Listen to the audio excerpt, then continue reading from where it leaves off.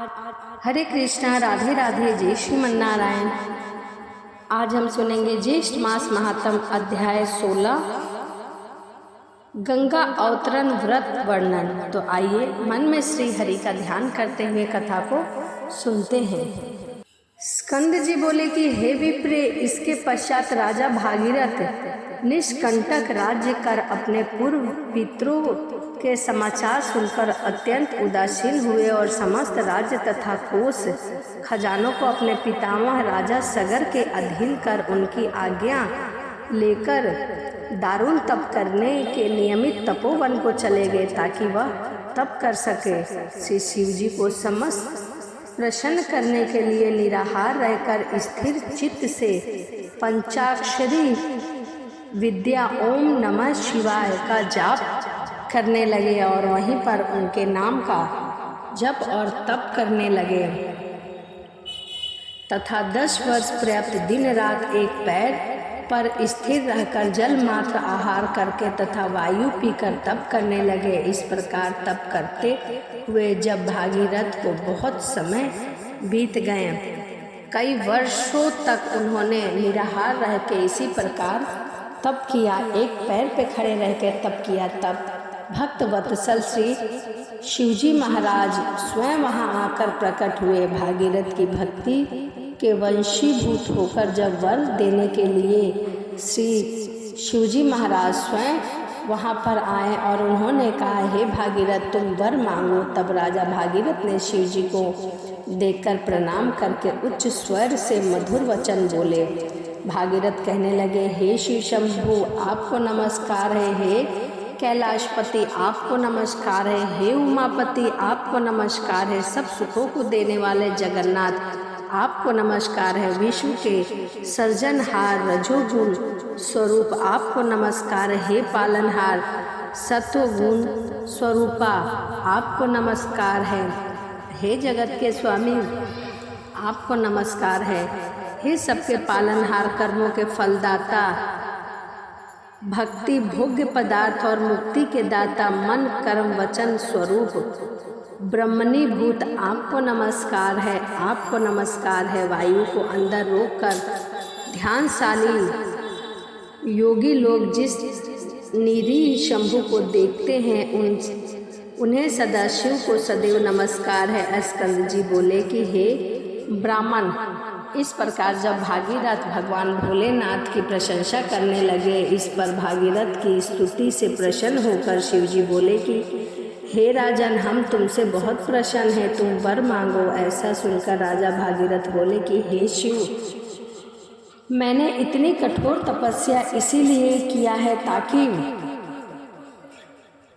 मैं अपने पितरों के लिए कुछ कर सकूं। यदि आप मुझ पर प्रसन्न हैं तो मुझको आप दृढ़ भक्ति प्रदान करें और पितरों की विशुद्धि के लिए सिद्धियां गंगा जी को लाएं ताकि मेरे पितृ तृप्त हो सके। शिवजी कहने लगे कि हे राजन, वह गंगा स्वर्ग में वास करती है और गंगा जी को यहाँ लाने की हम में समर्थता नहीं है। त्रिलोक से वंदना की जाने वाली श्री विष्णु भगवान भी तुम उन्हीं की वंदना करो। जिस उपाय से श्री विष्णु भगवान तुमसे प्रसन्न हो वही उपाय करो।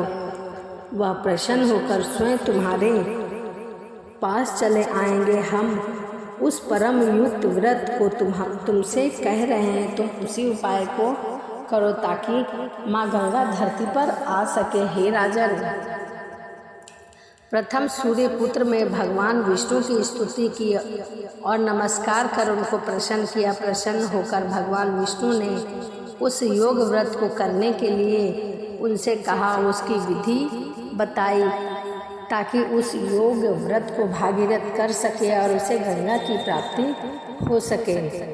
उस योग व्रत के करने के लिए इसके पश्चात बहुत दिनों तक भगवान विष्णु ने उस व्रत को गुप्त रखा, सिर्फ भागीरथ को ही बताया। इस समय उस व्रत को मैं तुमसे कहता हूँ, तुम विधि पूर्वक इस व्रत को सुनो और इस व्रत को करो। इस व्रत के करने से तुम्हारी सभी मनोकामना पूर्ण हो जाएंगी। ज्येष्ठ मास में प्रातःकाल उठकर विधि पूर्वक स्नान करो तथा त्रिविक्रम यानी कि वामन भगवान को पूजन करो। पंचाग्नि का सेवन, ब्राह्मणों को दही चावल का दान दो और श्रेष्ठ जल दान करो।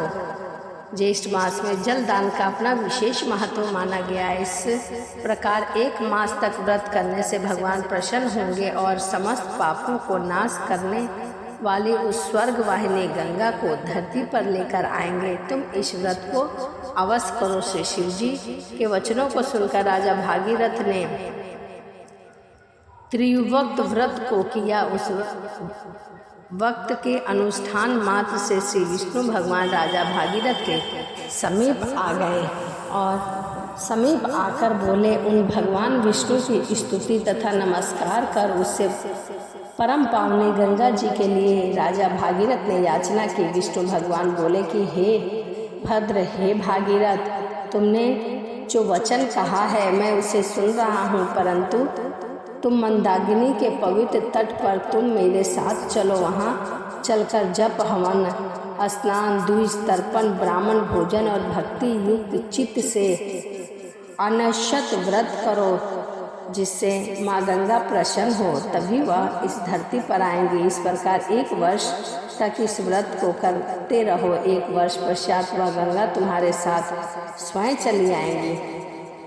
भगवान विष्णु के वचनों को प्रणाम करके उनके वचनों को मानकर राजा भागीरथ ने विष्णु भगवान के साथ मंदाकिनी के सुंदर तट भाग में स्थित होकर विष्णु भगवान के कहे हुए व्रत का परम भक्ति से अनुष्ठान किया। उस व्रत को किया, पूजा हवन किया, ताकि माँ गंगा धरती पर आ सके और भागीरथ के पितृ तर्पण हो सके। तब से शरद विराह गंगा जी प्रसन्न हो गई और राजा भागीरथ के सामने सुंदर नेत्रों वाली स्त्री के रूप में प्रकट हुई। और यही त्रिपथा गंगा है जो कि भागीरथ ने उसे धरती पर लाया था। ऐसा जानकर भागीरथ ने उनकी स्तुति की और मंदाकिनी प्रसन्न होकर बोली कि हे राजन, तुम मुझसे वर मांगो। ऐसा वचन सुनकर राजा भागीरथ बोले कि हे भद्र मंदाकिनी, हे गंगा, मेरी यही इच्छा है कि तुम मेरे साथ पृथ्वी पर चलो, ताकि मेरे पितरों की मुक्ति के लिए मुक्ति मिल सके। भागीरथ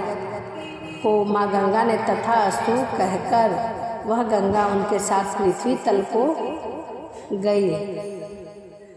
एकम के दिन प्रकट होकर 10वें के दिन प्रहार रूप हो गई और लोगों को पवित्र करने के लिए पृथ्वी पर अवतरित हुई।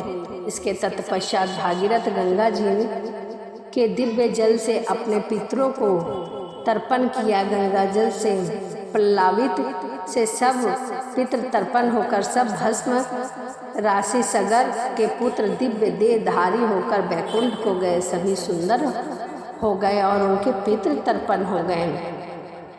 उसके बाद वह बैकुंठ को चले गए। तीसरी ज्येष्ठ मास से महात्म गंगा अवतरित 16वां अध्याय यही संपूर्ण होता है।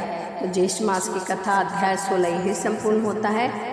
आगे की कहानी में अगली वीडियो में बताऊंगी। तो चलिए यही वीडियो को समाप्त करते हैं और मिलते हैं अगली वीडियो में।